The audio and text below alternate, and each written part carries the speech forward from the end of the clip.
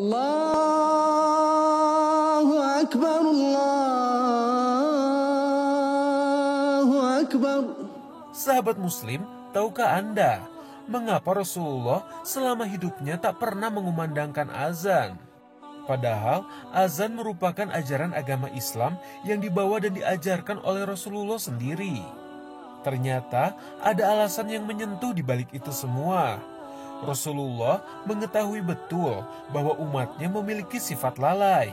Sedangkan seruan seorang Rasul adalah hal yang tidak boleh diabaikan, karena akan mendatangkan dosa dan azab yang pedih. Seperti yang difirmankan Allah pada surat An-Nur ayat 63. Hendaklah orang-orang yang menyalahi perintah Rasulnya takut akan mendapat cobaan atau ditimpa azab yang pedih. Bisa dibayangkan ketika itu, jarak rumah yang satu dengan yang lainnya sangat berjauhan dan sulit untuk menjangkau masjid. Maka bila orang-orang tersebut tidak memenuhi panggilan Rasulullah, maka mereka telah berbuat haram atau telah berdosa. Itulah salah satu alasan Rasulullah tidak pernah azan. Sahabat Muslim, banyak yang tidak tahu bahwa lafaz azan ternyata bukanlah dari Rasulullah, melainkan berasal dari mimpi salah satu sahabat. Dikisahkan, setelah Rasulullah mendapatkan wahyu dari Allah tentang perintah sholat 5 waktu, Rasulullah mulai memikirkan bagaimana media atau sarana untuk menyerukan sholat kepada kaum muslimin. Rasulullah pun mengumpulkan para sahabat untuk meminta saran dan gagasan. Bagaimana cara yang tepat untuk menyerukan waktu sholat? Dari sahabat yang hadir, muncullah 3 gagasan. Akan tetapi, semuanya ditolak Rasulullah dengan alasan bukan mencerminkan agama Islam. Di antaranya saran tersebut ialah, yang pertama, menggunakan lonceng yang terinspirasi dari kaum Nasrani. Yang kedua, menggunakan trompet yang biasa digunakan kaum Yahudi untuk beribadah.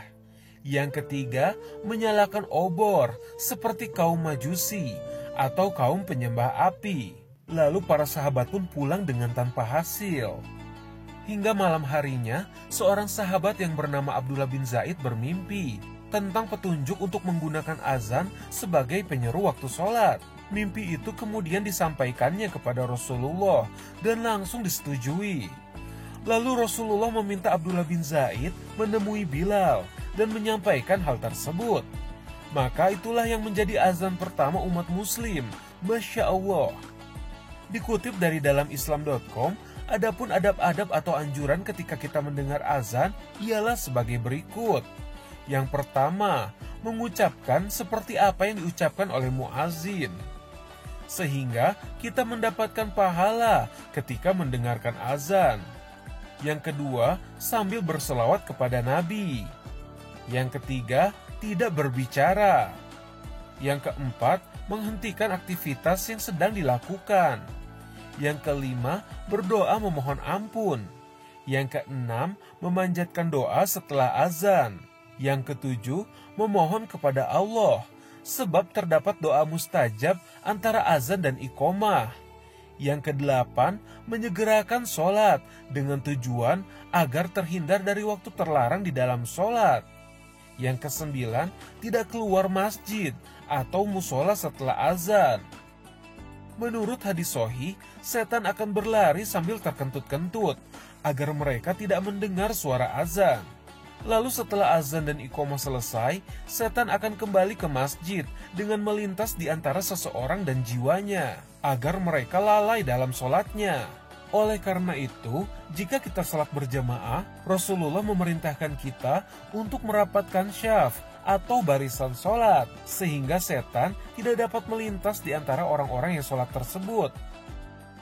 Kalau kita lihat ya, azan ini ketika Rasulullah SAW itu berbincang dengan para sahabat, ya, bahwa ketika di Madinah mulai penting sekali memanggil orang-orang untuk masuk sholat berjamaah di waktu sholat, apa yang mesti kemudian ada alat atau cara agar supaya mereka berkumpul.